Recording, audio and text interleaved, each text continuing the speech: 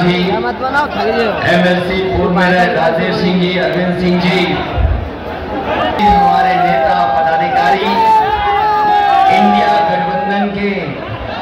Congress party के सहयोगी, उनके संगठन के लोग, अनिल पासवान जी,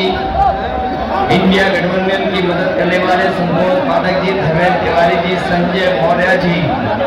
शंभुनाथ जी, देवेंद्र प्रताप सिंह जी मुन्ना और बड़ी संख्या में इंडिया गठबंधन के सभी हमारे नेता, सहयोगी, साथी, पदाधिकारी और इस चुनावी जनसभा में उपस्थित हमारे सभी आदरणीय बुजुर्ग किसान भाई,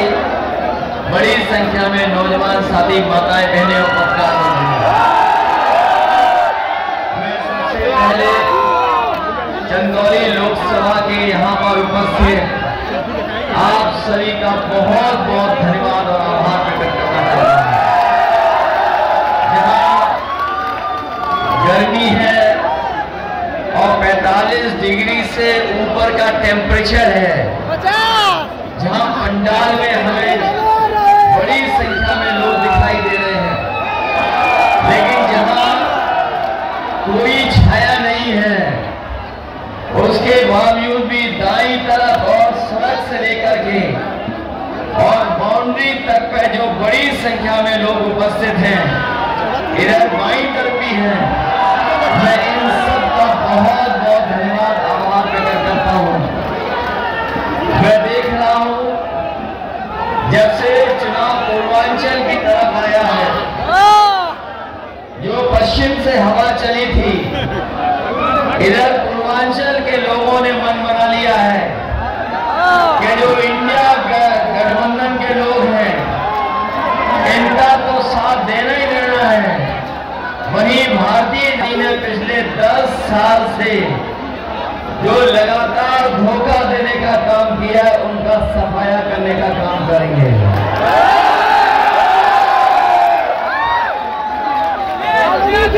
मैं देख रहा हूं कि पूर्वांचल की धरती पर जैसे जैसे चुनाव आया है, यहाँ के लोगों ने, जहां भारतीय जनता पार्टी के लोगों का होश उड़ाया है,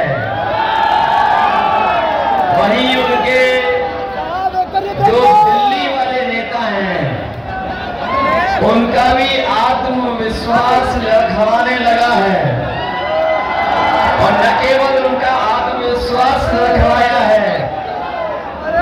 बल्कि जो भाषा का इस्तेमाल कर रहे हैं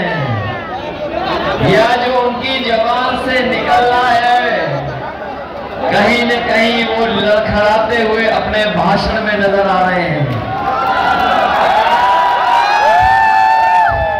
अब न जाने कौन सा भाषण वो दे रहे हैं। उनकी पुरानी कहानी को कोई अब सुनना नहीं चाहता है,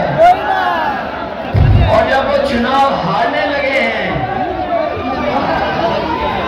जब वो चुनाव हारने लगे हैं, तो न केवल अपना भाषण बदल रहे हैं, बल्कि आप देखिए मंचों पे वो थर-थर कांपने भी लगे हैं। मुझे लगा था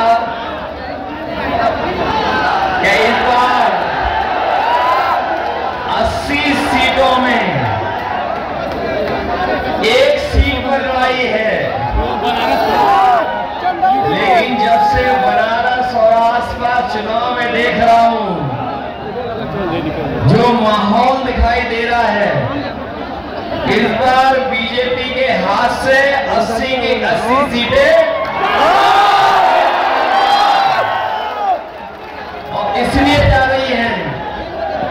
कि इन्होंने सपना दिखाया था बनारस के लोगों को कि क्यूटो बना देंगे, और मुझे लगा कि अगर बनारस क्यूटो बन जाएगा, कहीं न कहीं चंदौली के लोगों को भी कुछ न कुछ विकास उनके क्षेत्र में हो जाएगा। न क्यूटो बना, न चंदौली का विकास पे लगा। और पिछले 10 साल में इन भारतीय जनता पार्टी के लोगों की हर बात झूठी निकली और इनके वादे झूठे निकले। ये वही भारतीय जनता पार्टी के लोग हैं जिन्होंने कहा कि किसानों की आय दोगुनी हो जाएगी। अगर आय दोगुनी हुई तो हमारे किसान भाई, आय दोगुनी हुई और जो लागत बढ़ने का काम हुआ है, लगातार महंगाई बढ़ी है और उसका परिणाम ये हुआ है कि हमारे किसानों की खेती बाड़ी के साथ साथ खेती बाड़ी के खेत के खुशहाली के लिए पैसा आया, वो भारतीय जनता पार्टी के लोगों ने अपनी जेब में रख लिया। किसान के हाथ कुछ नहीं लगा और एक समय ऐसा भी किसानों ने देखा कि जिस समय हमारे किसानों के खिलाफ काले कानून लाने का काम हुआ और अगर वो काले कानून लागू हो गए होते तो जहां हमारे किसानों की खेती बाड़ी छिन जाती, वहीं उनकी पैदावार को भी ये लूट लेते। हमारे किसान झुके नहीं,